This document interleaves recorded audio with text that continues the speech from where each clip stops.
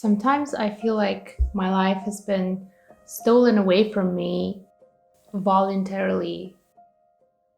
I have been sucked in to a world that is really supposed to help me, but actually takes away as much as it gives. I'm talking about phones and screen time in general, all of this digital world that we live in. It is a distraction from our real world. A lot of you may be in quarantine right now and you might be feeling bored. And I've been thinking, why do we feel bored if we have all of this entertainment, all of our phones, our TVs, our shows? I think we are bored because it's not really valuable entertainment. I think it is very cheap entertainment. It's never going to be a replacement for when we learn to play our favorite song on the guitar, or when our code finally works and the program is looking beautiful. So I want to be free. So I will not look at any screens, any television, any computer or my phone for the next 1 or 2 days, and I'll see where that takes me. I feel like if you let yourself in on this entertainment, it is much easier for the world to come invade your mind and be in your head.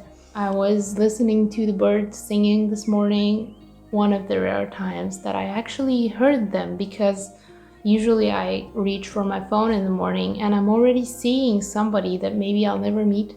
I'm reading about something that will never affect me. I'm not saying it's not important to be informed and that you don't learn anything, but I don't see things that are really actually affecting my body, my physical body, the only vessel that I have on this earth.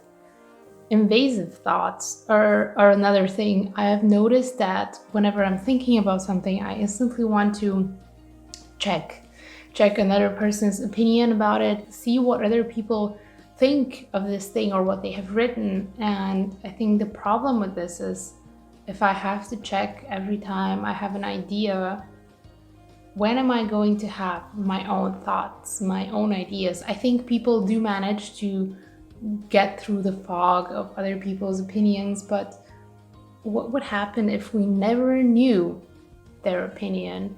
How much would you create if you had no idea what anybody else made? Would it matter? Would you make it better? You will never know, because sometimes you don't even start because somebody else already made it, already talked about it, and you just lose interest. Do you have your own thoughts, or do you have opinions that you have read? I think people should selectively let opinions in on them, but once you're flooded with them, once you have thousands of them, it is very hard to swim against the current. It really takes a unique personality to say no when everybody's saying yes.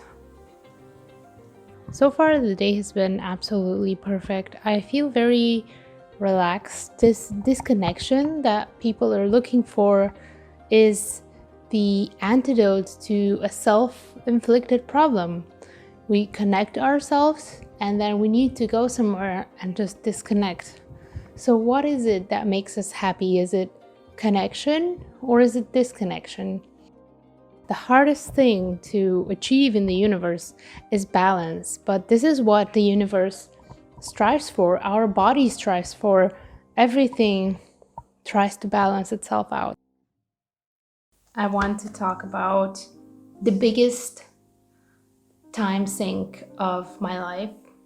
I think more than anything in my life, I have been on my phone, probably more than I've been on the guitar, more than I've been at school, more than I've studied for uni. I hope it's not true. I think for some people who grow up with phones, it will become increasingly true. But at the end of my life, I don't want to sit there with my phone.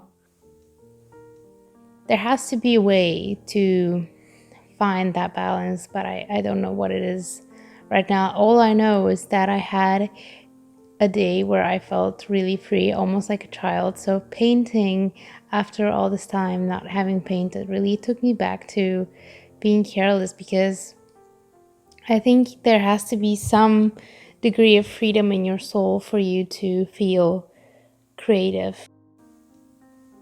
There's just no way that you're going to completely cut out your phone usage, and you shouldn't. I don't think it's right. But what about intermittent phone/screen fasting? I think this is something that I'm going to try out, in which, intermittent fasting, you say, I'm going to eat for 8 hours or 4 hours or 6 hours or however many hours, and then I'm not going to eat anything for 12 hours, 14 hours. So I think this is something that I'm going to try out and let you know how it works. So for example, 8 hours of phone usage, and as soon as the 8 hours is over, no more phone, maybe no more laptop, depending on how much work you have to do.